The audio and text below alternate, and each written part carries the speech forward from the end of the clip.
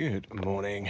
It is day 147 on the Pacific Crest Trail, and I'm currently struggling my way up a climb that is reminiscent of the climb out of Syad Valley. It's about 3,000 feet of up across about 5 miles, so it is shorter than the one out of Syad Valley, but I'm being covered in just as many strands of spiderweb, which is a great experience, very nice in terms of just the sensory element of it. And it's also probably similarly hot, but a lot more humid. So sweating buckets as per usual. Hopefully it'll get cooler as we go up higher like it did in Syad Valley. But yeah, fun start to the day. Aiming for somewhere around 25 miles. Let's see how the day goes. Hello again.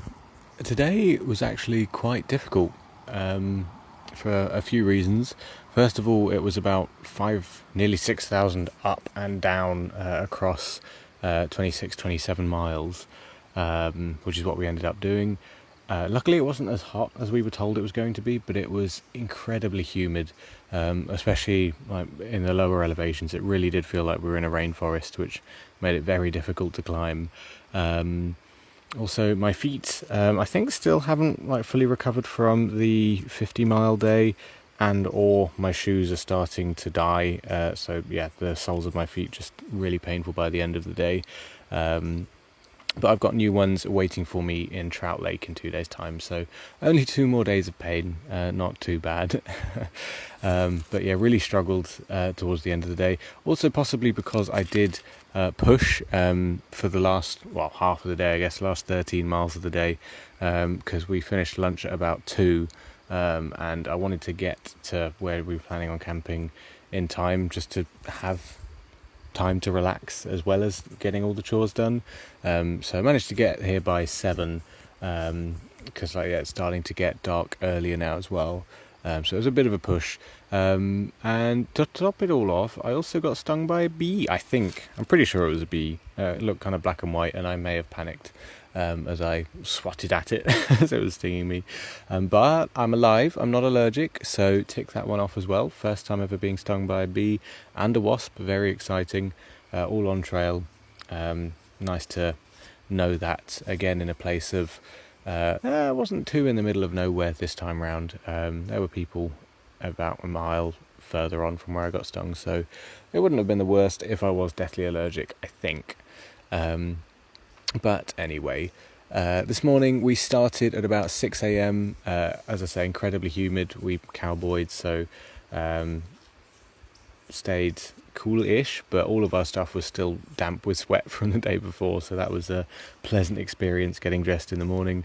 The first climb, which was about 3,000 feet up within about 6 miles, I think, wasn't too bad. It was broken up with breaks and some nice views, but there was a whole bunch of spider webs, as I think I mentioned earlier. Quite annoying, but we made it to the top, and there were a few thimbleberries towards the top of the climb as well, which was a bit of a treat. I got to the top and waited for the others and confirmed how far we would be going. I've had a bit of an urge to hike at my own pace the last few days. I mean, it has been lovely hiking with the others, and I wouldn't have it any other way, like being able to hike into Washington with the others. But there's always that little itch to go at my own speed, so that kind of helped give me a little bit of motivation to do my own thing in the afternoon as well.